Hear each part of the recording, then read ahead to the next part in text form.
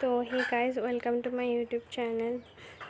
আজি মই অসম জাতীয় বিদ্যালয়ৰ পাঠ্যক্ৰমৰ অন্তৰ্গত পঞ্চম শ্ৰেণীৰ ইংলিছৰ প্ৰথম পাঠটোৰ অসমীয়ালৈ ভাঙনি কৰি দিম। তোমালোকে ভালদৰে শুনিবা। চাবা, Holi the festival of colour. Holi অৰ্থাৎ ফাকুৱা ৰঙৰ উৎসৱ। Riddhi, Beli and Archie are talking about their holidays for Holi. Riddhi, Beli আৰু আৰ্কিয়ে তেওঁলোকৰ আহি থকা হোলীৰ বন্ধৰ বিষয়ে আলোচনা কৰি আছিল। I am going to Shillong, Riddhi says. মই শ্বিলঙলৈ যাম, এই কথাষাৰ ৰিদ্ধিয়ে কৈছিল। How nice, but I will stay here at home. বা কি মানে ভাল কথা, মই কিন্তু মই ঘৰতেই থাকিম। I like the Holi festival very much. মই ফাকুৱা উৎসৱ বৰ ভাল পাওঁ। I like to enjoy this festival of colour with my friends. মই এই ৰঙৰ উৎসৱটো মই মোৰ লগ সমনীয়াৰ সৈতে উদযাপন কৰি বেছি ভাল পাওঁ। তো পিছত আছে, in our neighbourhood we celebrate Holi together. In our neighbourhood অৰ্থাৎ আমাৰ চুবুৰীত আমি সকলোৱে একেলগে হোলী খেলোঁ, অৰ্থাৎ ফাকুৱা খেলোঁ। তাৰপিছত আছে, ইটছ ৰিয়েলি এ গ্ৰেট ফান। এইটো সঁচাকৈ আনন্দদায়ক। Arki tales about her plan. আৰ্কিয়ে তাইৰ আয়োজনাৰ বিষয়ে ক'লে। পিছত আছে, হোৱাট এবাউট ইউ বেলি, ৰিদ্ধি আস্ক। এইবাৰ ৰিদ্ধিয়ে ক'লে যে তুমি কি ভাবা বেলি, তোমাৰ কি plan. Beli's face brightens up. বেলিৰ মুখখন উজলি উঠিছিল। You know' Holi is my favourite festival. তোমালোকে জানাই হোলী মোৰ প্ৰিয় উৎসৱ। Every year we go' to Barpeta to celebrate Holi. প্ৰত্যেক বছৰে আমি বৰপেটালৈ যাওঁ এই ফাকুৱা উৎসৱ উদযাপন কৰিবলৈ। Barpeta, but why do you go' to Barpeta only. Barpeta তোমালোকে কেৱল বৰপেটালৈয়ে কিয় যোৱা।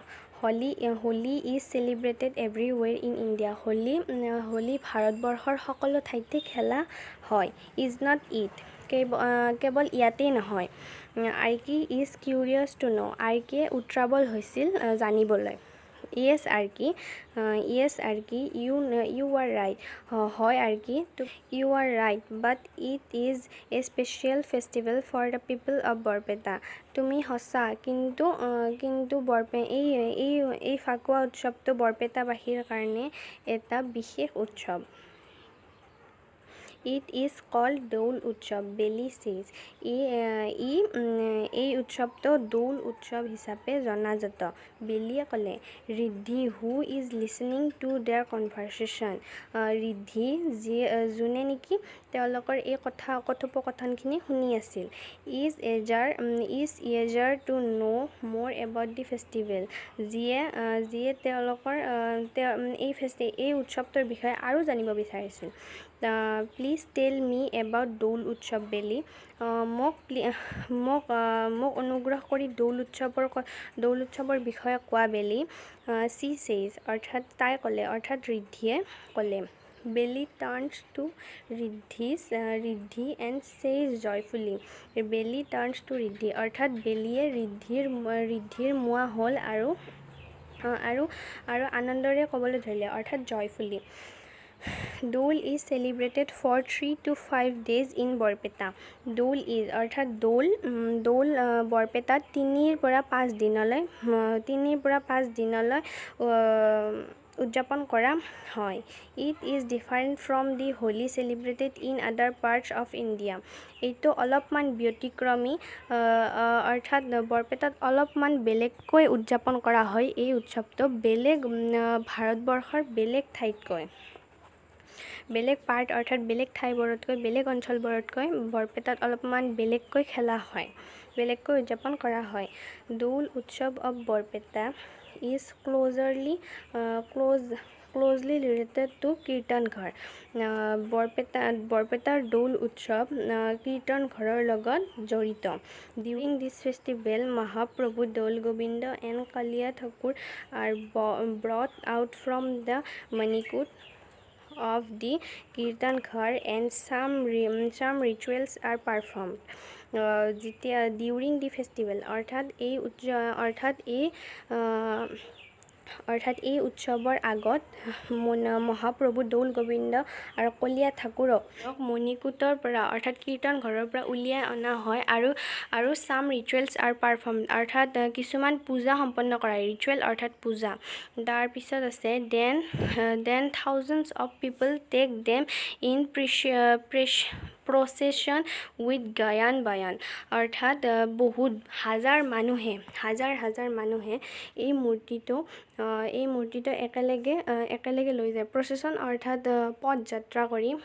পদযাত্ৰা কৰি লৈ যায় আৰু গায়ন বায়নেৰে সৈতে অৰ্থাৎ গান বাজনা সেইবিলাকৰ সৈতে লৈ যায় really do you join the procession সঁচাকৈ নেকি তোমালোকে সেই প্ৰচেশ্যনত ভাগ লৈছানে ৰিদ্ধিয়ে ক'লে বেলি ৰিপ্লাইজ য়েছ আই অলৱেজ ডু য়েছ মানে হয় মই সদায় কৰোঁ অৰ্থাৎ বেলিয়ে সদায় এই প্ৰচেশ্যন কৰে তাৰপিছত চাবা During this Dole Utsav, the air of Barpeta is filled with holy git. During the Dole Utsav, অৰ্থাৎ দৌল উৎসৱৰ আগৰ পৰাই বৰপেটাৰ জলবায়ুত অৰ্থাৎ বৰপেটাৰ বতাহত হোলী গীতেৰে পূৰ্ণ হৈ থাকে অৰ্থাৎ বৰপেটাত হোলী গীত ফাকুৱা উৎসৱৰ বহুত আগৰ পৰাই গায় ভাওনা ইজ অলছ' পাৰফৰ্মড এট নাইট আৰু ৰাতি হ'লে অৰ্থাৎ নিশা ভাওনাও অনুষ্ঠিত হয় আৰ্কিয়ে ক'লে এইবাৰ চাবা ছেকেণ্ড নম্বৰ পেজ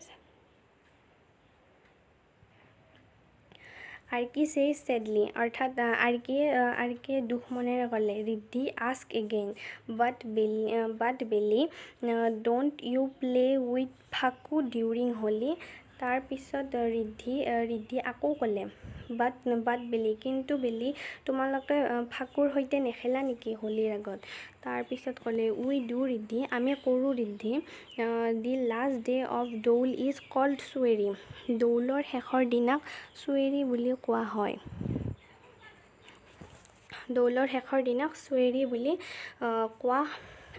হয় it is the day of colour এইটো হৈছে ৰঙৰ দিন everyone showers phaku with joy and sings Holi গীত সকলোৱে এই ফাকু খেলে আৰু আনন্দৰে হোলী গীত গায় বেলি ৰিপ্লাইজ বেলিয়ে ৰিদ্ধিৰ কথাৰ উত্তৰ দি ক'লে I would love to go to Barpeta in this Dole festival তো ক'লে বা কি ধুনীয়া ময়ো এইবাৰ বৰপেটালৈ যাম এইবাৰৰ দৌল উৎসৱ উদযাপন কৰিবলৈ I will tell my parents today to take me there Riddhi says মই মোৰ মা দেউতাক ক'ম যাতে মোক অৰ্থাৎ তাই আজি মাক দেউতাকক ক'ব যাতে তাইক তালৈ লৈ যায় বেলি ইজ ভেৰি এক্সাইটেড বেলিয়ে বৰ আনন্দ পালে চি চেজ it will be very nice এইটো বৰ ভাল হ'ব we can enjoy together Riddhi আমি একেলগে তাত এনজয় কৰিব পাৰিম এনজয় মানে আনন্দ কৰাৰ কথা কৈছে অৰ্থাৎ দুয়োৱে একেলগে আনন্দ কৰাৰ কথা ভাবিছে তো গাইজ আজিৰ এই ভিডিঅ'টোত এইখিনিয়ে ইয়াৰে পিছৰ পাৰ্টত মই ইয়াৰ প্ৰশ্ন উত্তৰবোৰ দি দিম আৰু ইয়াৰ শব্দৰ যিবিলাক অৰ্থ আছে তাৰো অসমীয়াত ভাঙনি কৰি দিম তো আজিৰ এই ভিডিঅ'টোত এইখিনিয়ে ধন্যবাদ ভিডিঅ'টো যদি ভাল লাগে লাইক কৰিব শ্বেয়াৰ কৰিব আৰু ছাবস্ক্ৰাইব কৰিব বৰ্তমান মই চেনেলটো গ্ৰ' কৰিব ট্ৰাই কৰি আছোঁ কিন্তু গ্ৰ' হোৱা নাই আপোনালোকে ছাপোৰ্ট কৰিলেহে মই সফল হ'ব পাৰিম